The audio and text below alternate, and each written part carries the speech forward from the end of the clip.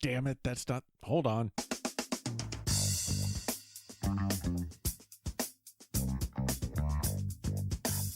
Sometimes the best stories in golf aren't found on tour. You'll find them at the back of the range. And here's your host, Ben Adelberg. Ladies and gentlemen, welcome to the Back of the Range Golf Podcast. I am your host, Ben Adelberg. This is episode 14, and this is Masters Week. Before we get into this week's episode, we would like to thank Mitch Phillips for being the voice of reason around here. Check him out at mpvoice.com. He is a big supporter of the show. We appreciate all that he does for us around here. For those of you that are following us on Instagram, wait a minute, you're not? Okay, listen. Go to Instagram. Follow us at the Back of the Range Podcast. For those of you that have been following us recently, you would have seen our post this past Saturday. We were honored to spend the day talking to the living legend himself, Mr. Bob Tosky. If you don't know who Bob Tosky is, let me give you a little bit of information about him. He was the leading money winner on tour in 1954. He also won the World Championship of Golf that year. He's a 5-time winner on the PGA Tour. He played in the Masters. He played in the PGA Championship. He played in the U.S. Open. You remember that iconic photo of Hogan hitting the 1-iron into 18 at Marion that everyone has seen? Yeah, that was at the 1950 U.S. Open. Tosky was there. Tied for 20th that year. He shared some amazing stories with me for hours. Hogan, Nelson, Snead, Jones, Hagen. Mr. Tosky had a story or a one-liner to share on all of them. And at the age of 91, well, he's an absolute treasure. I cannot wait to get that episode posted, so stay tuned for it. This would also be a great time for me to remind you to please leave a review for the podcast in Apple Podcast, and please share it with your friends. If you're enjoying this, spread the word. I can't thank you all enough for the support thus far, and as long as everyone's enjoying it so far, I'll keep bringing you episodes each and every week. That being said, if you want to get caught up on all the previous episodes, the hub of the podcast is www.thebackoftherange.com. So, this week's guest is Chip Brooke from Bartow, Florida. We covered a ton of topics. We spoke about his time playing on the mini tours in California, spoke about his time caddying at Bandon Dunes and Streamsong, and we also got around to talking about his days playing in college. He is a reinstated amateur. He's found success on the state level and the national level as a mid-am. He's the 2016 Florida State Mid-Amateur Champion, and with Marc Dull, he reached the semis at the U.S. 4-Ball in 2017. So, Chip, thanks for joining me here at the Back of the Range. How are you? I'm doing great, man. Glad to be here. So Chip, we've competed together in state tournaments here in the state of Florida. You're actually a little bit further north up in Bartow. So kind of give me a quick snapshot of how you got into the game of golf. Well, my dad was a pretty good amateur player. And my first recollections of golf was he lived in Clearwater and lived in a neighborhood called Feather Sound, and I can remember being 3, 4, 5 years old, out there kind of whacking the ball around. I was a sport nut. So if there was a ball or a bat or a club or whatever, I wanted to do it. So I kind of got into golf through that, and then living in Florida and having, my mom, I was raised by a single mom, and we had a bunch of old golf clubs in our garage, and I would just take them out in the backyard and start kind of whacking it around. And kind of that's where I found that I had pretty good hand-eye coordination, because I could always hit it, never really had played at that age at 5, 6, 7 years old. Not like I was out playing like 9 holes or anything, but always had the ability just to kind of hit the ball. So you mentioned that you pretty much got your start there. So were you playing many junior tournaments when you're kind of getting started with the game, or was it pretty much just like any high school experiences there, or how did just you kind of get yourself into more of a structured golf environment? Because you're playing tournaments now, having a lot of great success. What was your first taste in tournaments? Yeah, I really didn't play a lot of junior stuff. My mom married a doctor when I was about 10 or 11, and we moved into this gated community called Deerwood up in Jacksonville. Sure. And we were members of a club, beautiful neighborhood, and had all the amenities you want. And I used to just ride my bike up with my golf clubs on my bag, the single strap days before the double strap, and through the country club, junior golf camps and whatnot. One of the first tournaments I ever played in was a junior club championship at Deerwood, and I shot a 41 and won. I think I was probably 10 or 11. There you go. And that was like the first, other than playing in like father-son stuff with my dad, that was like the first taste of playing in tournaments. But the truth is, at that age, my golf was probably my fourth favorite sport. It was just something that, I'm 42 years old, so pretty much the exact same age as Tiger Woods. So really the golf boom, there really wasn't one. And it was just, I love baseball and basketball and tennis and football. Yeah, we've had a lot of guests on the podcast where this is, this is not a uncommon story. A lot of baseball and football dominated the childhoods, and then just golf just kind of happened. It's just something to do on the side. So you're saying you really never had the inclination of just, I'm dropping everything and I'm just going to focus on being a golfer. No, not at all. And I joke sometimes with my dad, and he's like, if in this day and age, if you were a 12-year-old and if I saw what I saw when you were 12, you'd be at some academy somewhere. Sure. You wouldn't be playing in these other sports. So I was definitely a lover of team sports. I liked being a teammate. I liked, obviously competing, but at the same time, that individual aspect of golf and tennis too. I played a lot of tennis up until probably I was 10, 11 years old. That aspect where it's kind of all on you, I kind of gravitated toward liking that the most. So do you think you would have had the success in golf if you would have gone that route of jumping into one of those academies where it's just really very intensive, the interaction with the game, and just really focused on just one solitary sport? Do you think you would have had the same success? I mean, it's really hard to say. I probably, if anything, it would have helped me once I turned professional. Okay. Because when I turned pro, I really didn't know what to do. I was like, okay, I'm a pro golfer now. So now what do I do?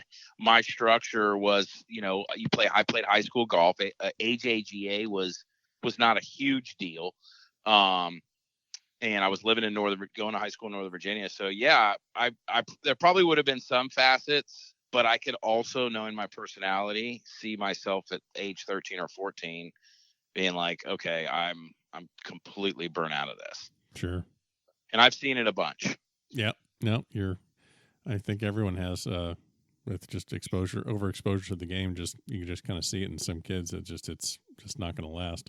So you played in high school, collegiately. What did you do in college before you decided to turn professional? So I went to this junior college in Alabama. It was called Central Alabama. And, my upbringing, I went to a lot of different schools. I went to, I think, 9 schools in 10 years, from 3rd grade to my senior year in high school. And it wasn't necessarily that I was a terrible student, but just the lifestyle of being living with a mom and a stepdad and then going to live with my dad, and he traveled a bunch. There just wasn't a lot of structure there. And so I don't know if I ever was quite prepared for what college life had for me. But going to junior college was obviously an easy transition for me. And I show up at this town in Alabama, and the first day I show up at the golf course, this kid who I'd never seen before walks up to me and he says, hey, are you any good? And I said, yeah, I think I'm pretty good. And he says, well, I just won the Ping AJGA Myrtle Beach. I said, wow, that's great. I didn't even know what it was. And this kid that was talking to me was Carl Peterson. There you go. And he had, I guess, finished high school in North Carolina, but he's from Sweden. And so I guess he had to go to junior college. He ended up being a great player, obviously on tour, but went to NC State after a year or two at Central. Yeah. And I looked around and we played 9 holes, and I was like, okay, so this seems pretty good. We had this other kid named Marc Dull from Chile who played on the European Tour, and I believe won some on the Challenge Tour, something over there, an amazing player. And then we had 2 other kids that were not necessarily dropouts from University of Georgia, but they'd gone to Georgia, couldn't make the grades, and had gone to junior college. So all of a sudden I'm sitting on this team with a bunch of really good players, not necessarily the most stellar students, but kind of gave me an opportunity to enjoy a smaller version of the college life. And my plan was to, go there and then transfer on to somewhere else. My dad was living in Charleston, South Carolina. And Charleston seemed like a nice landing spot for me. So I ended up in Charleston. And before I even had an opportunity to finish college, I had an opportunity to turn pro. And being someone with, my parents weren't wealthy by any means. And during that time of my life, there was not a lot of options financially for them to help me if I wanted to go to college. And I had a guy that was going to give me a little bit of money, thought I was pretty good, and I turned pro. So he basically bankrolled you to play the mini tours for a while, or how did that whole thing come about? Well, the story, because I know a lot of people that are curious. How does that process begin? What's the, without getting into every single detail, but what are some of the details on how you acquired the sponsor and what they did for you?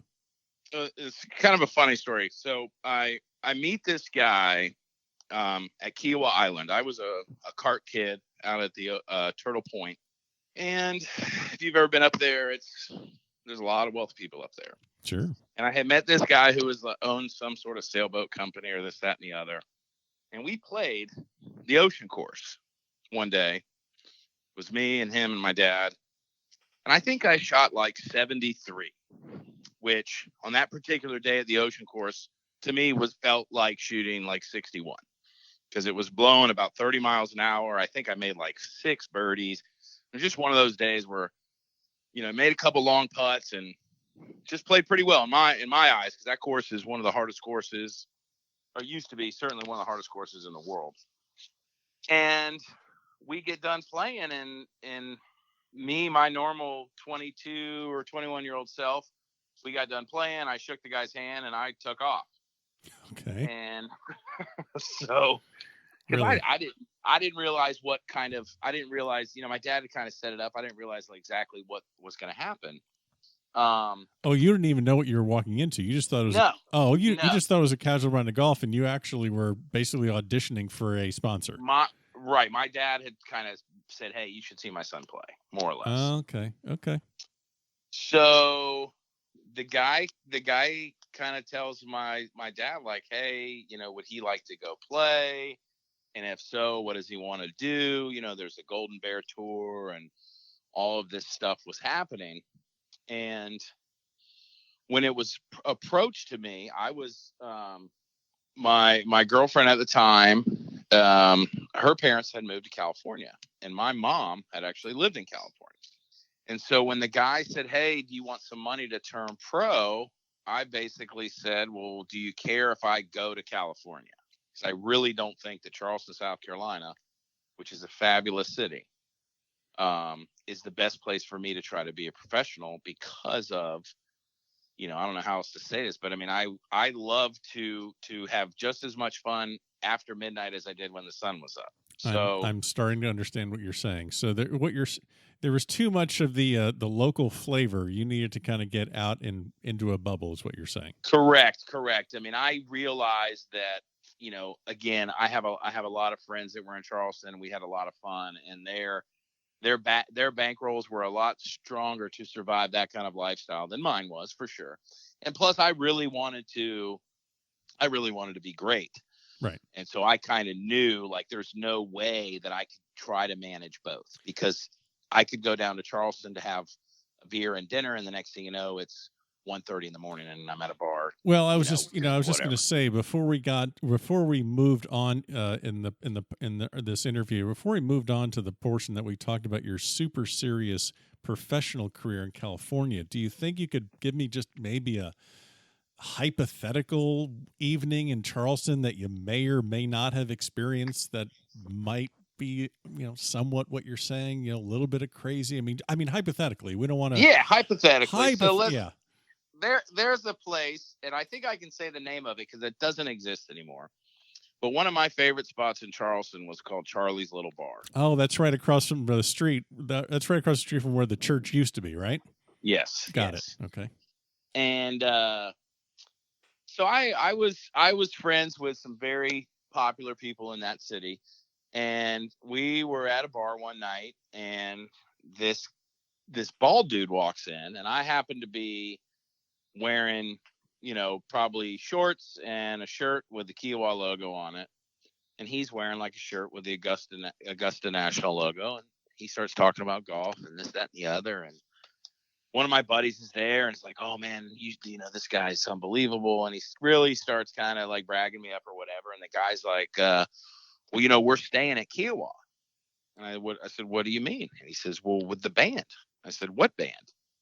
He says, Stone Temple Pilots. He's like, we want to play golf tomorrow. You have my attention. And so I'm like, okay. The drummer, whoever the drummer is, and one of the managers and this other guy, and Scott Whelan is the lead singer. I did not expect that I would see him.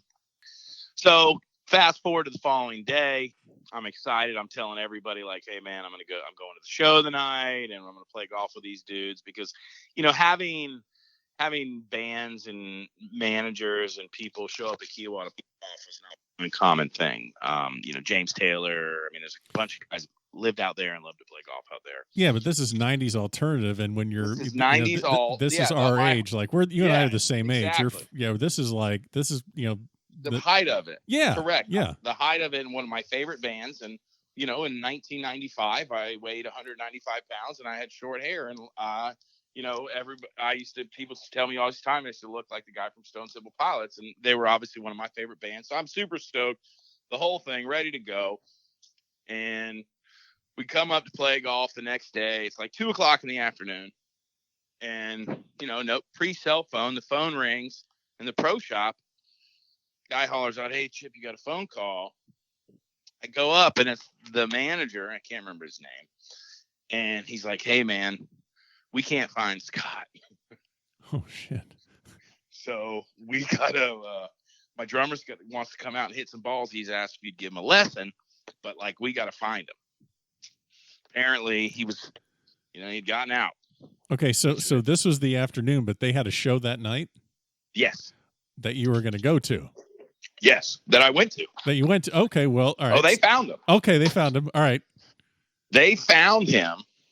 The drummer came out, hit some balls. We BS'd for a little bit, but you could tell he was kind of concerned. I don't know what exactly happened. Sure. What was interesting and kind of what you said about Charleston is he'd come to Charleston apparently doing pretty well, and just kind of Charleston got the best of him. Yeah. Which in the 90s, downtown Charleston, I think it's a little different than it's still a crazy party town, but those days it was pretty wide open, to say the least. Bars would stay open till 4:00 at night, every night but Saturday. Wow. Because of the church thing. But anyway, so that was kind of a funny experience, to say the least, just from a random night in Charleston with a Kiowa shirt. It's amazing what'll happen.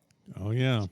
So you get out of Charleston in one piece, you go out to California, and so you have your sponsor, you have a backer to kind of play these mini tours. Which was it a specific mini tour that you played, or were you just kind of bouncing around with Monday qualifiers and kind of state opens? What was your setup out there? Well, what happened was I had never done this really before, and he kind of said, well, what are you going to play in? I'll just pay for the stuff you play in. Well, I move out there and realize, well, I gotta pay like rent and stuff, and bills and all this. So I ended up getting a job at a golf resort in Palm Desert called Desert Willow. Okay.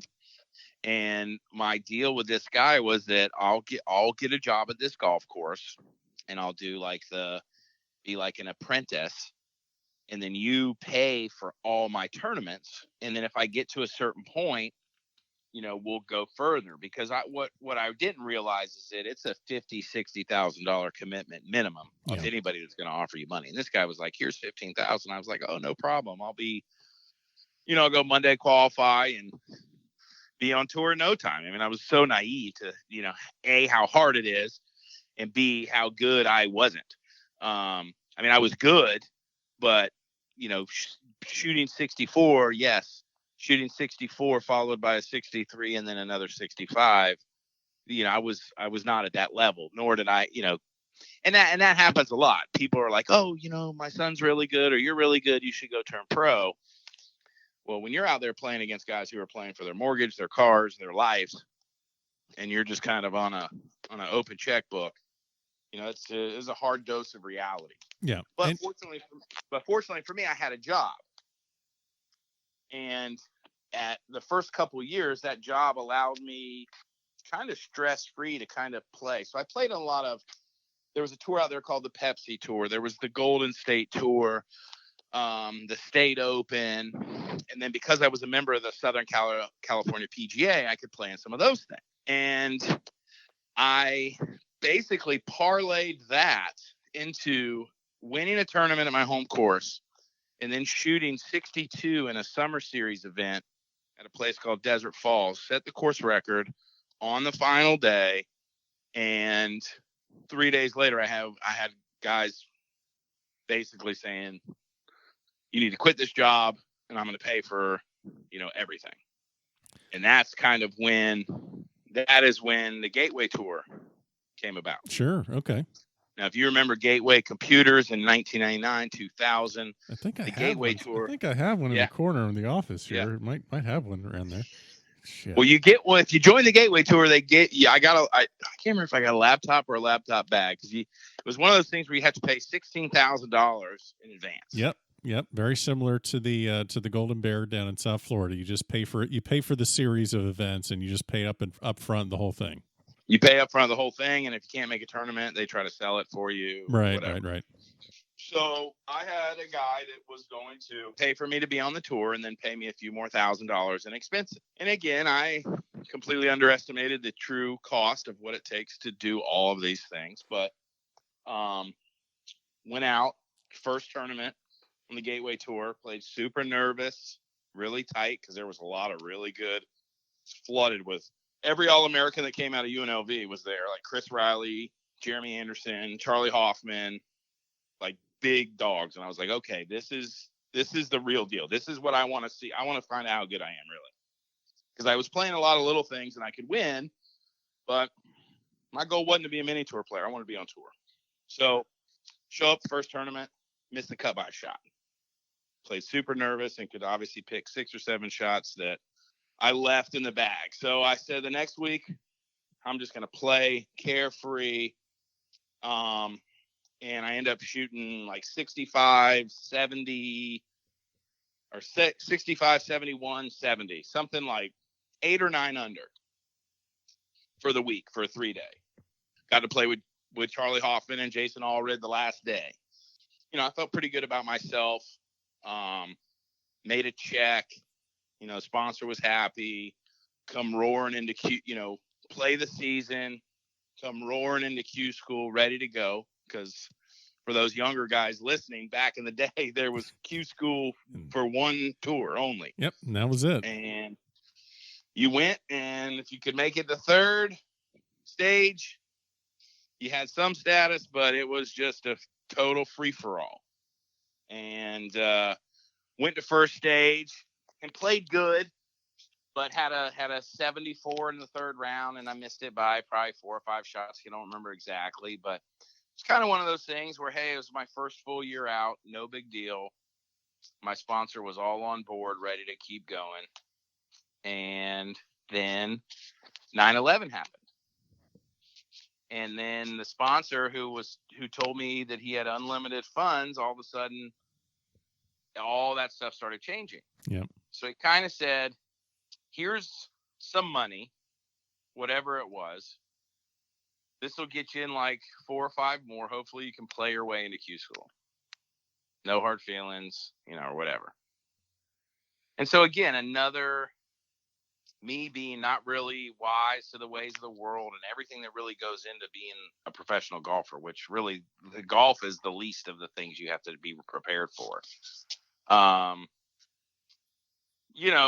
That was kind of, here's some money, go give it a shot. I'm living in California. I got friends left and right of me, just killing it, making money in real estate, and met a guy in a tournament, in a pro-am at some tournament, and he was in the real estate business. And I pretty much quit playing golf and went directly into real estate. Like just almost like snap of a finger, because as you know, you don't have any money to pay to play in this tournament. It's like, what, can't do it. What are you going to do? Like, am I just going to sit around and hit balls all day and just, not to mention post 9/11, it's not like people were just ready to hand out money. No, I didn't really have any status. The Gateway Tour, like I said, I'd had some success and made cuts and had a couple top probably 20s, but nothing phenomenal. And, when you're playing on one of these mini tours and you're just surrounded by, guys that you're better than, but their funds are unlimited, it can be discouraging, disheartening. So you mentioned that you basically competed alongside guys that did make it to the PGA Tour, whether it's Riley or Hoffman or I'm sure there's just kind of countless other guys out there that listeners would know. So you just said it. I'm just going to repeat what you just said. You're basically saying that sure there are different levels of talent out there, but when you're on those mini tours and you're shooting the same scores that other guys shoot and they make it and you don't, do you think it's just mainly all about the set of circumstances and the support that they have around them that is really causing the big difference? That's a really good question. As I've grown older, it's a lot easier to look back, and certainly no regrets, because I'm very happy with where I'm at in my life. But I would say that preparation, for being prepared for what that life is, I think is a lot. If I look back at anything, I would have done it over again. Or if I was an advisor, if I was a sports agent that was dealing with golfers that were coming out of college that were great players, I would say, look, there's a certain way that I think you need to go about this business. And one, it's your job. So I'll give you a perfect example of just the difference between me and a guy like Charlie Hoffman. Okay. So we're playing in a tournament. There's many differences, but this is one I can remember vastly. We're playing in a tournament at a place called Greyhawk, and I think I shoot 68 in the first round, and I don't remember what he shot. We didn't play together, but we had played in a couple practice rounds, and we were paired together in a couple tournaments. So to say we were friends would be a stretch, but he knew who I was. He would say hello. We passed each other on the range, whatever. Sure. And I get done playing golf, and the guy I play with who shot 70, as soon as we get done, takes his bag off the cart and heads to the range. I go put my bag in the car. I put my tennis shoes on and grab my putter and come out to roll a few, just to kind of, I felt like I putted pretty good that day or whatever. And I come out to the range, and there's Charlie Hoffman with this box like that a golf club would come in. And he's on the range working on his takeaway. And he's hitting balls next to this dude. And I'm talking to a friend of mine, and this dude comes walking down and says, "Hey man, how'd you play today?" He goes, "I shot 9 because I should have shot 10 or should have shot 11. And I'd never seen this guy before. And I said, "Who is that?" And he goes, "That's Robert Garrigus. He's one of the best players out here." Mm-hmm. Which he was. And then I see Charlie. I wave. "How'd you play today?" He goes, "I shot 6. which that's another thing you learn. Once you go on tour, when you say a number, that means how many under. Uh-huh. So what you're saying is Gehrig has shot, I'm assuming it's a par 72, but first yeah. Okay, so 63, 66, and I had 68. They're both going to practice. I'm going to downtown Scottsdale to have a beer because I don't tee off until 1:30 the next day. There you go. Now, doesn't mean that it's not like I went out and, drank till 3 a.m. or whatever. But to me, your work was done. My work was done. To them, they're like, well, I've only worked 4 hours today. This is a 10-hour day job. Yep. And when I tell the stories about, my experiences, or I have friends that are wanting to turn pro who shouldn't, or I shouldn't say they should, because you can never say never. But what I tell them is that, all of those days that I played well and left, and let's just say over the span of my career as a professional, there was 100 of those days. The tournament or just a day times 4, there's 800 hours easy that I could have been on. Now, if I had those 800 hours back, do I think changes, the circumstances would have been different? Who knows? It would have helped my chances. Sure. To say the least. And, I can say that now because it's not that I don't want to say I didn't know any better, but I really didn't know any better. The fitness and the practice and all of that, again, we're the same age. All that stuff was coming about after everybody realized why Tiger was beating him for 10 years. And by the time they figured out he was so far ahead of them that it took until now for the balance and power to kind of change. Sure. That's what kind of impact he had on the game. So the preparation that these kids have, and I played against a couple of them in Pinehurst, they're so prepared for that life because they are playing, 35 tournaments a year as juniors, 30 tournaments as amateurs. Yeah. And that's just their life, and they're prepared for it, and they know how to deal with it. They know how to deal with success and failure. I would deal with success by wanting to celebrate, and deal with failure with wanting to drive off a bridge. That's because when you're a professional golfer, and I'm sure you've heard other people say this. I mean, when it's bad, it is. I've never had a feeling like that because everybody that can go online and see what kind of day at work you had. Yep. And everybody has these expectations, and you have these high expectations of yourself. Well, the other problem too is when things are going sideways, unfortunately, putting in more work doesn't necessarily fix it.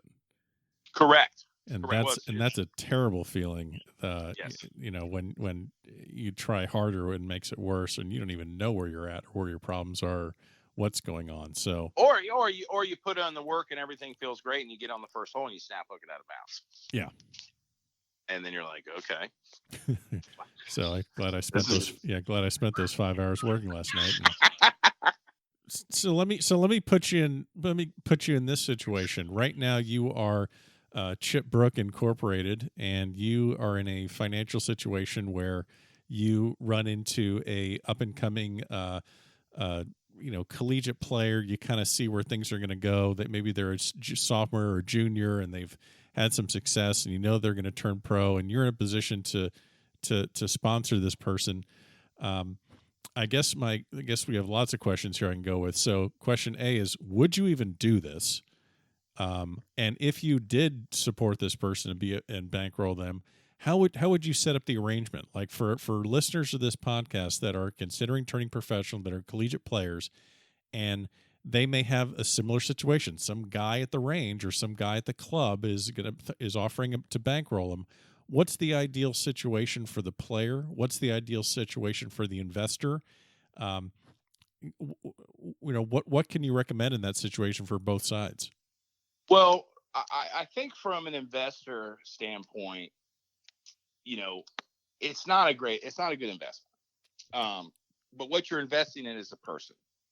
So if I'm 42 now. So I have a really good friend of mine just had a baby a couple months ago, and I was honored enough to be their godparent. So let's say 20 years from now, or even now, someone that I care a lot about and I see has this talent and I want to help them. You know, I would really want to almost try and talk them out of doing it until I believed in what they were telling me. Sure. Because from my standpoint, as a, +2 or 3 handicap, if you're beating my brains in every day, then I'm interested. Yep. Okay. For one. For two is, you're not going to catch, certainly nowadays, you're not going to catch lightning in a bottle. The days of Monday qualifying, well, I guess you can still Monday, but the days of, Q school and this, that, and the other, and just all of a sudden getting somewhere, it's so much harder now. And there's so much competition, but I know I'm getting off the question. No, so you're what fine. You're totally fine. What I would tell a player, the first thing I was asked, are you aware of what's going to be expected? And when I say what's expected, I don't mean necessarily scores. But if I hear, if I go out to have a drink on a Saturday night and you're out there boozing it up, that's not going to fly with me. Especially if it's, if I'm the one, like I said, it's spending the money. But what you really need to do is you need to make sure that I would probably have to assess, do I think they're good enough, for one? And then if they're borderline, but they're hard workers, I would say quality of competition versus quantity of tournaments.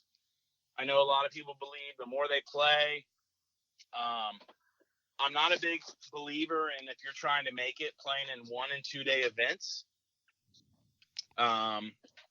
There's a lot of 4-day tours out there that I hear a lot of guys complain about how expensive it is. But I would want my guy to be playing in the highest level of competition that he can afford to play in. Sure, because that's where you're trying to get to anyway. You're trying to get to those 72 hole events in the first place. So yeah, because up until a few years ago, the Hooters Tour was still a really strong tour. I'm somewhat friends with Russell Knox from Jacksonville, who's made an incredible turn from being a mini tour guy that dominated the mini tours to probably a lifer on the PGA Tour. He hits it so good. Sure. And I would want to see kind of where that drive is. What are your goals? And this is kind of what I expect. I expect that you're going to be giving me 8 to 10 hours a day of golf. I don't care how good you are on a medicine ball or how much you can lift. You're down in South Florida, so I'm sure you see it all the time. I get it. Being fit is very important, but some of the guys, they spend 5 hours in the gym and 3 hours on the range, and they may look the best in the shirt, but they're shooting 73. Yeah, I want the guy. The ball doesn't know what your body fat percentage is. Zero idea. And I kid with a guy like Carl who could shoot 66 like it was the easiest thing in the world in college as a 19-year-old. And if you know how to get the ball in the hole, there's a lot to be said for that. Sure. So yeah, I would for me to get behind a guy financially that wasn't a family member, and I would need to see some serious ability to score and a serious desire to be on the tour, on the PGA Tour. From a college player standpoint, from an up and comer, you got to realize that getting a job, if you're a PGA Tour player, if you're a professional golfer, it's a job. And if someone strokes, if you have money and the time that you're spending is doing other things on the boat with your girlfriend, This, that, all the other distractions that could come, you're not going to make it. Yes, there are guys like Anthony Kim, like Dustin Johnson, who can party all night and play and go shoot 62 with no sleep. But, those guys, the Tommy Armours of the world, yeah, those are the 1 in a million. And it's funny how many guys they'll reference guys like that when I'm like, you want to be on tour, but you're having a beer with me at 12:30 the night before tournament, and you can get away with it. You might have a stretch where you get away with it, but in the long run, the guys that are out there that you're trying to compete with, not only are they better than you, but they're practicing harder than you every single day. Yeah. You want people that just have the drive that just is undeniable, where you just, no, I totally get it. So just to kind of pivot a little bit from there, anything as far as a college story you can share with Peterson or any other players that you've came across in your college days? Did you see that Peterson had it, or did Carl was for sure the best college player I'd ever seen live? When at Central Alabama, we had this thing where when we would go play, if anybody shot 66, everybody on the team owed them $10. Big spenders that we were, but that was $10 $10 in college, man. That's it's a lot of money. I mean, in my day at the University of Kansas, $10 got you 2 medium pizzas and 2 big Cokes. Yeah, exactly. You can tell what kind of physical shape I was in college. Anyway, go ahead. Yeah, so the deal was anybody shoots 66, everybody on the team gives them $10. I think we had 8 guys, and Carl shot 66 like 3 times in a week. So then the new rule was if any of us shot 66, everybody had to give $10, but Carl now had to shoot 63. But Carl, you knew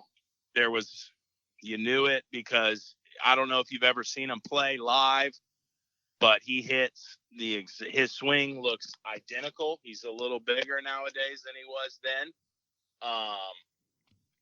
Just soft little draw all the time, right? He just hit this little 1-yard draw, and it was just pure as can be. And he was a great putter in college, and then obviously went to the long putter, and it changed his life. So was he on? I'm sorry. Was he on the long putter all throughout college, or when? Do you know when that happened? He was with a little. I think it was one of the like an 8802 kind of putter. Oh, okay. Wow. All right. But he had it. Got it. He had it, and I had played. And I don't know if you've lived in Palm Beach, but the only other kid I ever played with that had it, and probably had more of it, was a kid named GW Cable. And I don't know if you know GW. He used to caddy for Steve Marino, but he lives down in Palm Beach now. He was the best junior golfer I ever saw up close, and was a legend in Northern Virginia. But Carl had the ability, just like GW did, to just make floods of birdies. And as an 18 and 19-year-old, I mean, maybe nowadays these kids make shit tons, but I mean, in the day of the Tour Prestige or Tour Bellata or whatever, if I had a round where I made 4 or 5 birdies, and that was a really good day. And that was something that Carl did just on command because he had so much control of his ball. I was a super, super long, aggressive hitter. And I used to swing 125 miles an hour. And my game was power, where he was, I'd be in the woods, he'd be in the fairway, and we'd get up to the green, and he'd be 8 feet, and he'd make birdie. And I'm trying to get up and down. And I mean, he had that ability. He went to NC State when NC State was an absolute powerhouse. I mean, I guess they're still pretty. I don't follow college golf now. Well, they're D1. I mean, it's big D1. They're legit. Yeah, sure. ACC. When he was there, he went there, they had a couple guys that were phenom amateurs and college players. And I want to say he won NCAA regionals one year, but signed a wrong scorecard. I mean, he was that good. Obviously, he played on tour, but he was a guy that I saw as far as playing against in college. Other than him, I really don't remember anybody, because when we played in tournaments, we knew we were the best team. and that was whether we were playing Alabama or Auburn. That junior college team that I was on was a pretty special group of guys. A couple of them turned out to be excellent. But, sure. That's kind of a little funny story that, other than I'd hate to get Carl in trouble about, playing pool in our boxer shorts and cowboy boots and stuff like that. Because when you're in the middle of Alabama, there is not a lot to do. That's boy, that's a horrifying image. No offense, but God, that's just yeah. And then some amateur events. Played with some guys that were really great college players. The guys played at Wake Forest or Clemson. Charles Warren comes to mind. Justin Roof, but guys that they never really did a ton on tour. Were huge names. But back in those days, high school golf, the way golf was, as far as, popularity, internet awareness, is just way different. Everybody knew who Tiger was. A couple years later, everybody knew who Sergio was. But really, the aspect of this game was so much different. And I love where it's at now. I love it. Everything about it. It's just. You gave it the run, which, at the end of the day, it's great that you're able to say that and do it and have the experiences that, you had with it. But I mean, you got your amateur status back. You came back down to the state of Florida, and walk me through when you did get your amateur status back. So I got my amateur status back. I had moved to Oregon in 2011. My dad ran the caddy program at Bandon Dunes out there for about 15 years. Okay. Now you have my attention again. So you go from being a professional to Bandon, and you're caddying out there, and your dad is the caddy master. Yeah, dad's the boss. So as you can imagine, every caddy there hated me, but I didn't care because my dad was the boss, Well, I mean, it's hey man, it's the hand I was dealt. Hey, everybody would say, hey, what's it like getting really good loops? I'm like, it's great. It's great. But yeah, so kind of I was done the real estate thing, lived in California. I'd moved back to Florida after I had a couple kids. And me and my daughters decided, hey, let's go to Oregon. Let's get out of here for a while. And my dad was like, come on out and we'll figure something out. Maybe one of the courses is looking for a head pro. Maybe you could do that, or just figure it out. So I'd moved out there, and I didn't really want to do the pro thing. And, obviously the caddying, it's a really good way to make a lot of money quickly. And for me, with everything that I was going through at that time of my life, there couldn't have been a better therapy. Because I don't know if you've ever been to Bandon. It's one of the most amazing places in all of the world, certainly in the U.S. You've never invited me, Chip, so no, yeah. I have not been to Bandon. It's worth every penny. It's worth the trip, and it doesn't have the prestige of the lure of Pebble, but in my opinion, it's on another level than even Pebble Beach. And so I was out there caddying, 4 or 5 days a week, walking this beautiful course in Oregon, and it's 50 degrees every day, and rainy and windy, and was caddying out there, and decided to get my amateur status back. And had called, and they said, when's the last time you played in a professional event? And I told them when, and they had pretty much said, okay, it will take about however long, 6 months or whatever. And during my time at Bandon, I had heard about this new resort in Florida called Streamsong. Mm-hmm. It was about to open. I saw it in a magazine. I was in Portland, getting a weekend away with the kids, and was at some hotel and picked up a magazine and saw this place Streamsong. Tried to find a phone number and called and couldn't get anything, and finally reached out and got in touch with some guy that worked at Kemper Sports and said, hey man, I'm going through this divorce, and as soon as my divorce is final, I want to move back to Florida. And he says, well, we're going to open in December. And I was like, perfect. So I kind of went from being at Bandon, caddying out there, interviewing for the Streamsong job. And they hired me after about 4 or 5 interviews. That's a hell of a 2-course combination to go from Bandon to from Bandon to Streamsong. Yeah, I don't like my Mercedes. Let me just switch to Ferrari. Thanks. Yeah. I mean, Streamsong is, when I first got there, one, I couldn't believe where it was. Yeah. And I was like, okay, well, where am I supposed to live? And that's how I ended up in Bartow. Yeah.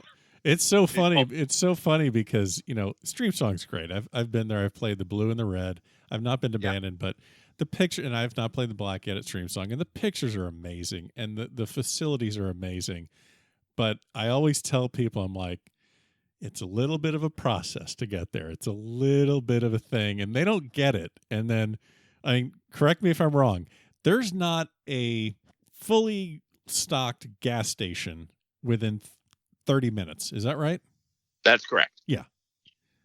So and with today's day and age of there's a Walmart and a Checkers and a bank and a Walgreens and a an In-N-Out burger, a Wawa, and In-N-Out. I mean, there's stuff you can't go anywhere, it seems, without bumping into 37 banks and 20 pharmacies. This place is in the middle. When they say nowhere, it's nowhere. Oh, it's in the middle of nowhere. I was blown away when I first saw it. When I first saw it, especially being hired as the caddy master, I was like, okay, this is incredible, because the red, in my opinion, is one of my favorite courses ever. I love Core Crenshaw stuff, and when I first saw it, I was fortunate enough to have basically carte blanche to play it every day before it opened, because the clubhouse was not completed yet. So my bosses, the head pro, there was one head pro and the director of golf. They spent the majority of their days going to Sarasota to buy fixtures and clothes for the golf shop. So one of my first days there, the director of golf says, "Hey, did you bring your clubs?" I said, "Yeah, they're in my truck." And he said, "Okay, you're playing 18 holes with a guy from USA Today this afternoon, and I hope it's okay with you, but you got to play 36 tomorrow with somebody from Golf Digest and ESPN." Yeah. So, okay. So I literally played Streamsong probably 4 days a week for the 6 weeks prior to when we opened. And you want to talk about, this course was ready to go for a year before anybody even stepped foot on it. So, I mean, you couldn't even find a divot. It was like playing the most exclusive courses that I remember in Palm Springs, where there would be like 7 golfers a day. Yeah. And the assistant pros would drive around and pick up divots. Like, this is what it reminded me of, not to mention the greens were probably 12. So I'm just like, I can't believe I'm getting paid to do this. You're just like the head. You're just like the head camp counselor, just basically the tour guide. Just drive around. Hey, so and so, and then not to mention, to top it off, about 3 weeks prior to opening, Alex Baselli, one of his buddies, and some other guy from one of the golf magazines, myself and the director of golf are playing Streamsong Blue. And I make a hole-in-one on the 13th hole, which is a par 4. So I have the first hole-in-one ever at Streamsong, and it was a double eagle. Okay. So that was definitely an amazing moment. And not to mention, I had 4 witness. I was playing in a 5-ball, so I can't even lie about that story. Wow. And that was right about a month prior. And they gave me a hard time for a while. They're like, "I don't know if it's a real hole-in-one since it's not open," but they talked to the owner, and the owner gave me the go ahead. Oh gosh, really? So, yeah. They were just giving me a hard time. But so you go from Bandon, you go to Streamsong, you make the first hole-in-one on the property, and it's a par 4. Yes. So your life right now is just basically just, one consistently never ending brand new, sleeve of Pro V1s, right? It was crazy, because after getting sleeves of range balls for about 3 years, I all of a sudden started getting pearls in every box I opened. And it was crazy. And I even got a flag. Tom Doak signed a flag and said, "I always dreamed that somebody would make a hole-in-one on this hole. I just didn't think it would be this fast." And he signed it, Tom Doak, and I still got the flag. It was pretty cool. Oh my gosh. So for people that are listening that want to go to Bandon, want to go to Streamsong, I'm sure there's tons and tons of things that they can know and look up online, but both courses are walking. Do you have any like kind of a hidden tip or anything that might not be easily researched online that you could pass along that you might want to know before you go to Bandon or before you go to Streamsong? It doesn't have to be some big elaborate thing, but something like that. Yeah, well, the Bandon thing is, and I know this is going to sound like I'm some sort of millionaire, and I'm not, and I don't do it this way. But if you can afford to figure out a way to fly private out there with a group of guys, that's the best way to do it. Okay. Now, for those regular schleps like me that have to fly coach, the best thing to do is if you go with a group of guys, try to fly in to the closest possible airport. Because what happens a lot is guys will fly into Portland and they'll be like, oh, it's only 4.5 hours away. Well, it is if you're used to driving in Oregon and rain and these windy roads along the Columbia River on the side of a cliff. And what happens is the process to getting from Portland to Bandon takes a lot. So my suggestion, if you're going to go to Bandon, if you can afford it, spend as much money as you can on airfare, because you'll save a lot of time and pain trying to drive around. That's a awesome tip.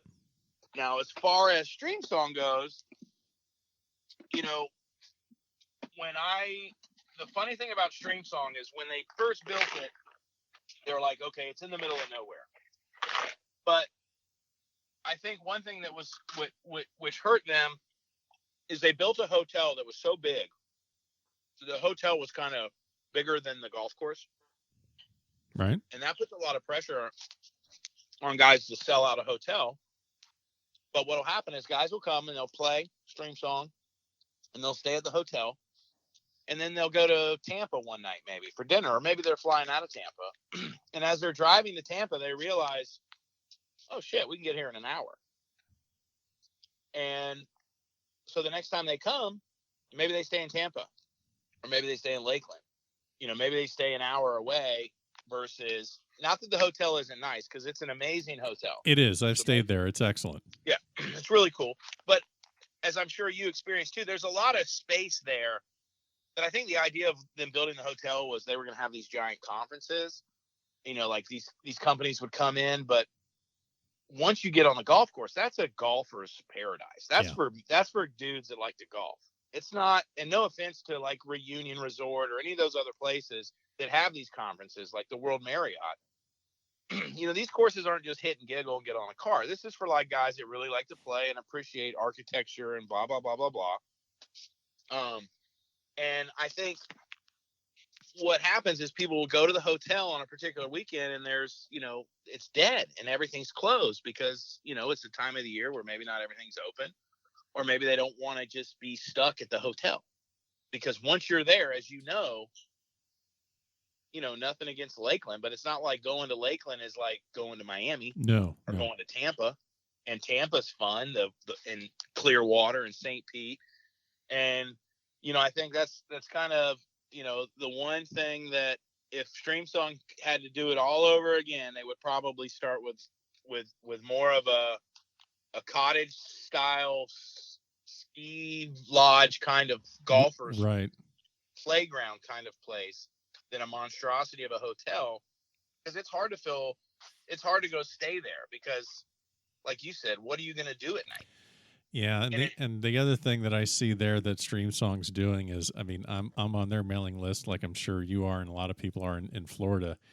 It seems like we're always seeing those $99 a night resident rate deals, and I'm just thinking to myself, if they were really killing it and really, booked up all the time, I wouldn't be seeing that much of these offers.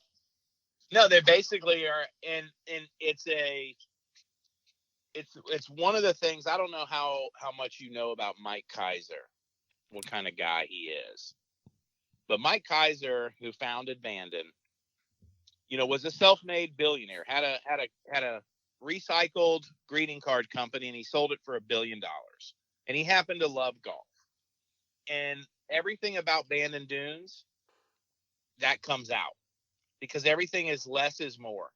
He built a golf course and he had an inn with 12 rooms, and he built another course and added 40 rooms, and they built a third course and added cottages, and then built a fifth course And so everything he's done is step by step. Not to mention, Bandon is such a remote location that once you're there, you're not really going anywhere else. It's like going to Scotland. I've never been to Scotland, but if I was going to St. Andrews for 3 or 4 days, you're pretty much hanging around in the town. And that's kind of how Bandon is. Bandon has a really ski lodge kind of feel. Okay. Where Streamsong the golf is amazing. The golf is amazing, but it doesn't grab you like a Bandon does as far as everything else about it. Not to mention at Bandon, when you're done, you're gonna play, and then you're gonna drink beer while your feet are in ice, and then you're gonna fall asleep. Yeah. And the one benefit that a place like Bandon has for all those that are looking to open resorts, Bandon, their prime season, the sun is out for 16 hours a day. Streamsong high season, the sun sets at 6 o'clock. Bandon is the vision of a guy who owns it, is paying for everything. Streamsong is a vision of a guy who works for a big company who bought the place, but it's not really his. It's not, he's not cutting on. He has a boss. Sure. I certainly enjoyed a lot about it, and always have fond memories, and still have some really good friends that are still out there, whether caddying or working. Well, and that transition's perfect into a gentleman that you met there, who is your current 4-ball partner. In fact, you guys made it to the final match of the 2017 U.S. 4-ball at Pinehurst. Boy, I don't even know where to begin here, but go ahead, Marc Dull. Go ahead, Marc Dull. So, when I was at Streamsong, obviously, as very early on as the caddy master at a place that big, it was kind of a whirlwind first few months of just trying to hire caddies. The problem with the new resort is you can't find out a caddy is terrible until he works for you. And you're in the process of hiring a bunch of caddies, and unfortunately have to firing guys because they're terrible, or they're drunk, or whatever, they're stealing from guests, or all the stereotypes that goes with the caddies. Sure. That's just part of it. Whether you're at Bandon, where my dad had 300 caddies, and there certainly were plenty that were awesome dudes, but there's a lot of guys that were just kind of hanger-oners. And so anyway, one day this young tall kid walks in and says, "I'm looking for a job," and I'm selling. He was like delivering flowers or something. I can't remember exactly what he was doing. So a job that he hated. And I said, "Well, have you ever caddy?" He said, "No, but I'm a good player." And I said, "Are you good with people?" The standard questions that I'd ask everybody. Right. As long as you make it about the guests and you don't make it about yourself, and you smell good and you show up, you're going to make a lot of money. I mean, it's not that hard. It's really hard to be bad, and it's really easy to be good. And if you can do, just a couple things that are simple, and he was a good-looking kid, I said, "You'll kill it out here." So, of course, I put him right. He comes out, he caddies for a buddy of mine, and my buddy says, "Yeah, he knows his shit. He's ready to go, whatever." I get him signed up. He starts caddying. And we had played a little bit together, but I kind of had a group of guys that were some of my best friends that I brought with me from Bandon to caddy for me. And I kind of had a standard 4-ball. If I played, those were the guys I was playing with. Right. And Mark was just dying to get in this game. And one of my buddies, Joey Lovell, hopefully you're listening, who's now the GM at a place called Black Bull in Montana, he moved to Montana. So that opened up a spot, and Mark all of a sudden became our new 4-ball guy. He's the new Joey. But unfortunately, he's way better than Joe. Sorry, Joe. And so we hit it off pretty good, and we had some really good days where I would shoot low and win money, or he would shoot low and win the money. And so a couple months later, he says, "Hey man, do you want to play in this state 4-ball qualifier?" And I was like, "Sure." And I had not played in a tournament in 12 years, maybe. Oh God. And I had been an amateur, but I just hadn't played in anything. Yeah, you're just playing your money yeah, games. Just played Streamsong. My kids were 7 and 8, and this, that, and the other. And I just had no desire necessarily for that. Yeah, you're just scraping it around Bandon Dunes and Streamsong all the time. Yeah, I mean, yeah, right. I'm just playing world-class resorts. Yeah. Why do I need to play in a tournament? Yeah, that makes sense. So Mark says, okay, well, we're going to play in this tournament. And if we win it, we're exempt. But if we don't, we have to qualify. So we go play in this little 4-ball in Naples and shoot like 10 or 11 under, best ball for 2 days, but we don't win. We lose to Jimmy Jones, senior, and some guy named Gordon Marshall, maybe. I can't remember. Anyway. He's a stick. I know him. So now we have to go qualify at the Palm Course at Disney, and we proceed to go up there and shoot 61. So we were medalists and qualified for the state 4-ball, which that year was at Grand Cypress, and we finished 3rd. So I was like, okay, so him and we really play well together. And so we played in a couple other things, tried to qualify for the U.S. 4-ball 1 year at Sarah Bay. And it was just a time where I had transitioned. I had just started a new job and had been working a ton. And, Mark was caddying a bunch and maybe not playing as much. And we just didn't play that well. And we didn't qualify. But that was for the very first one. And then whenever it was, a year and a half later, which was 2016, I guess, we tried it again at Golden Ocala and shot, I think, 65, or 4. Can't remember. But we qualified by 2. I think we shot 64 and qualified for Pinehurst. So, as you know, leading up to that, I had won the state mid-amateur 3 months prior to us qualifying. And Mark, the year before, had made it all the way to the finals of the U.S. mid-am. Yeah. So needless to say, I was playing really good golf. I was in a really happy place in my life. Mark was playing good. And I think him playing well in the mid-am really motivated me. And then me winning the state am really kind of motivated him in a healthy competition kind of way. Like I'm his biggest fan if he's playing in something, vice versa. Sure. There's no animosity there, but it's good to have somebody like that. And I really hadn't found a guy, even though I had friends that I played with it. Mark was a guy that if I played really well, I could still lose to. And there weren't a lot of guys that I played with that happens. Certainly not as an amateur in the crowds I was hanging in. So, that led us to the 4-ball at Pinehurst. But yeah, Pinehurst was, for me, he had just a year and a half prior had gone on this incredible run in a USJ event. And I'd qualified for the same mid-am that he almost won. I actually qualified for that. Didn't play very well and didn't get to match play, unfortunately. So I really hadn't got to experience that, but I felt really calm, kind of going into the event. And when you're playing a course like Pinehurst number 2, which was our first day, and I'm not going to give you the shot for shot, but basically the funny thing about that day was, here we are, US 4-ball, Pinehurst. This golf course is so hard. The greens are so fast. And we go into the stroke play portion of our very first round, and Mark birdies 1 and 2, and I birdie 3, 4, and 5.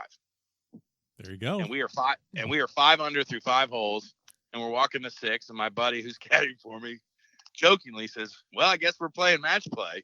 And we all kind of chuckle. And he didn't jinx it. We played. We were fine the rest of the day, but it was just one of those things where, holy cow, like we can play this place. Yeah. And there's a lot of write-ups about who was there, and Drew Love and some kids from Ohio State that I'm sure will be on tour, and some kid who's 15 who's qualified for the US Open. I mean, just freaks everywhere. But we felt with our game, the way we play, that we could kind of make something happen. You guys are freaks too. Yeah. And we were pretty much every match we played was we pretty much dominated, with the exception of we had one match, and this is kind of an amazing story. So the guy that was caddying for Marc is a guy named Tim Tucker, who is currently and has been for over a year now Bryson DeChambeau's caddy. And Timmy Tucker worked for my dad at Bandon for years and is one of the best green readers I've ever known. He's been a part of Aim Point. He's been a part of all kinds of different golf things that have to do a lot with golf and math, because his brain's just wired that way. And he was caddying for Bryson DeChambeau, and him and Bryson needed a break from each other. And so he basically told Bryson, like, okay, I'm done for however long. And it just so happened that breakup was in March. And I said, hey, Timmy, why don't you fly to North Carolina and caddy for me and Dull in the 4-ball? He's like, I'd love to. So he calls a buddy of his who's a caddy, and he gets us the books, the green books, for 2 and 8. Perfect. And I don't know if you've ever seen one of those. It's got arrows. It's got arrows everywhere. So Timmy had to explain to us how the book worked. But if you're playing a course like Pinehurst, where from the middle of the fairway, it looks like the green is the size of a dinner plate, but you can pull out a book and say, okay, the pin's here, but if I hit it 10 yards past the pin, it's a 6-degree slope coming back towards the hole. So I can be long, but I can't be short. And no doubt that helped us tremendously through the week, because we were able to be very, very committed to hitting iron shots. Right. So you're not just being precise, you're also knowing exactly where you can miss. We're knowing where we can miss. Yeah. And I had made the decision from the beginning of the week that I was going to putt everything. If I was off the green, I was putting. And for the most part, I hit a lot of greens that week. I didn't hit any fairways. I mean, I was in the sand the whole time, but I had really 98% of the lies I had were great. And I hit a lot of greens from the sand, but I couldn't find a fairway. And so anyway, we're playing in this match against these two kids that play at Loyola Marymount. I don't know if they were seniors, juniors in college, really good players. And Marc and I played really, really well. And we're 1 up. We're on the 18th hole.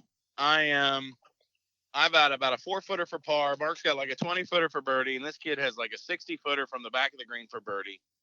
He hits his putt. I take off my visor because I'm getting ready to go shake the guy's hand because we beat him.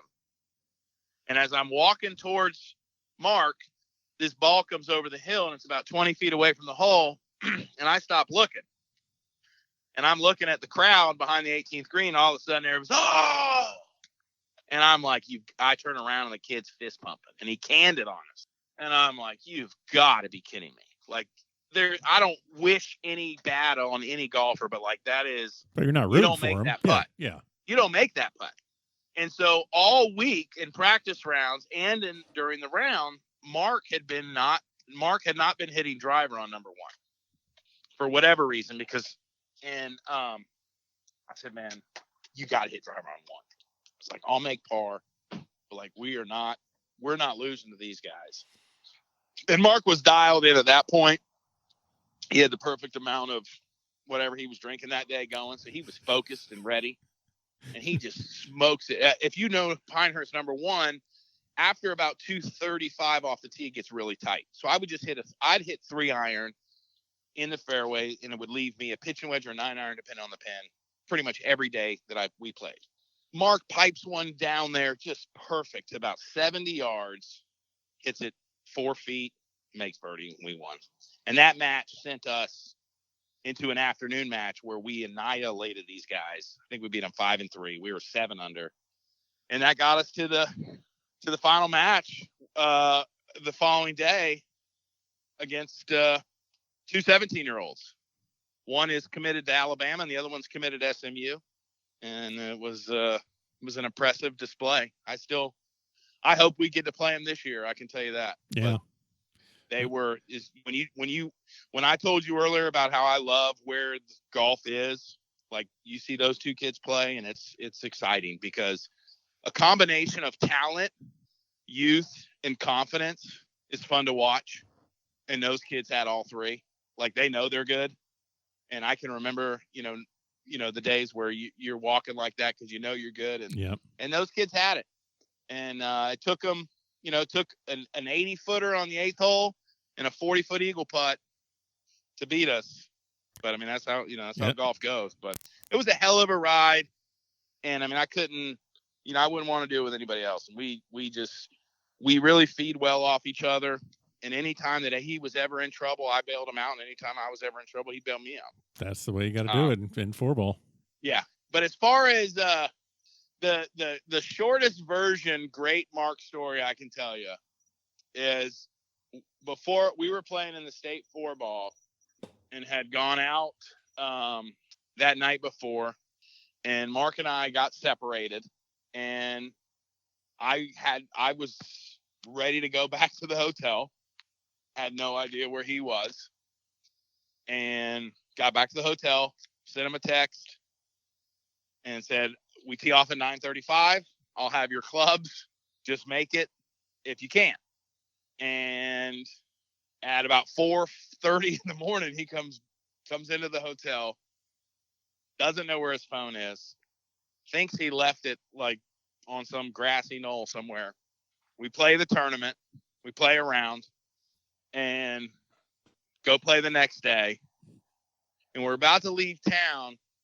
And I said, you sure you don't want to go downtown one more time and see if you can figure out where you might have had put your phone down? And we end up driving by this fire station. And he's like, God, that hill looks familiar. And he runs over to the hill and there's his phone. Oh, God. Now, there's some things I can't say about how all that happened, but that was something that really was a classic. And then the year we played in the state 4-ball at Streamsong, I showed up one of the days, like 3 minutes before tee time. Oh, that's fun for your partner to see. Yeah. And now, time for a quick bucket. So, wow, just a lot of really good stories. Let's get you out of here with just a couple of final questions. We have a segment here called the Quick Bucket here at the Back of the Range Golf Podcast. So, real quick, Tiger's 5th green jacket versus Jack's 86 victory in the Masters. Which would be the more impressive and substantial victory in your opinion? Man, just knowing what I know now, I would say Tiger, but the 86 Masters kind of got me into golf. But Tiger could come back and win a green jacket and blow up the internet. Oh God, it would. What I would love is for him to go to the press conference and just tell everybody there to off, but he won't. Because there's nothing worse than listening to people that have no idea what they're talking about talk about golf. Hey, I mean, yeah, boy, I hate people that get on a microphone and just start talking about golf and they know what they're doing. Isn't that terrible? I mean, no. Anyway, that would be something. It would blow up the internet, and I would love it because for some reason, and I know you probably I get it. Like, I'm a Miami Dolphins fan, so I don't like the Patriots. Like, I have a deep disdain for them, and it's really more jealousy than anything. But just for the amount of people that don't like golfers, I just don't get that. Why would you root for someone not to do well? But maybe that's because I played and I know how hard it is. But the amount of people that are hoping that they're right, that Tiger will never win again. It's like, yeah, well, that's. I don't understand I'm not a big fan of that. I actually am kind of pleasantly surprised of how many people really are rooting for him. I mean, you don't hear a whole lot anymore about the scandals and all the you don't even hear a whole lot about the DUI, which is just, it's a I remember when that scandal hit and he did that totally awkward press conference that was, I mean, everything stopped right there. And I was like, well, that's it. And then we're moving on. And now the DUI footage is on TV. That's pretty much done. I mean, it's over. So everyone is just, what can we do to get Tiger on the back nine on Sunday at Augusta going against one of these young guys? We're willing it to happen. What? Yeah. I just want it to happen. Yeah. I want it to happen. Yeah. I would love to see it happen. I don't know if it will, but I would love to see it. So well answered, Tiger Woods. Let's go to the next question. You can give a major championship to anyone in history, male, female, alive or dead, 0 majors or 18 majors. You can't give it to yourself. Who would you give a major championship to? That is a good question. I would have loved to see, and I know he's got a couple. I would have loved to see Greg Norman win the Masters. Yeah, I mean that was kind of the first thought that came to my mind, just because of how great he was. He was kind of Tiger before Tiger. He just couldn't close the deal. I would have loved to see Greg win the Masters. 96 was one of the hardest things I've ever had to. That was awful. Now I'm going to throw this option out at you, and you could either take this and change your answer. But how cool? Can you imagine what it would be like if Marc Dull won the Masters and was there every year? Yeah. Yeah. Yeah.